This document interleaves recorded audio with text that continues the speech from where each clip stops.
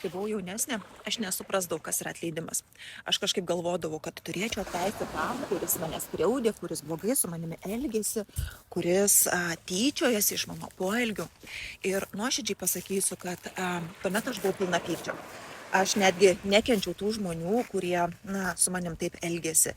Kartais aš net norėdavau, kad jie apskritai išnyktų nuo žemės paviršiaus. Kartais norėdavau išnykti ir pati. Ir tai buvo iki tol, kol atėjo suvokimas, kad visa tai yra tik apie mane. Kad aš esu ta, kuri nešiojasi tą skausmo naštą, kuri kenčia, kuri dedasi tarsi viską ant savo pečių. Taip pat supratau, kad jei nekenčiu kažko, tai aš vis tiek turiu tą jausmą žmogui. Nesvarbu, aš myliu yra jausmas, nesvarbu, aš jo nekenčiu yra tas jausmas. Ir aš vis tiek eikvoju savo energiją.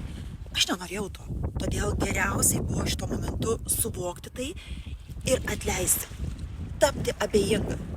Ir atleidimas tai nereiškia, kad tu priimi tą žmogų atgal, kad tu jam atveri atgal duris į bendravimą. Ne, nesupras manęs klaidingai.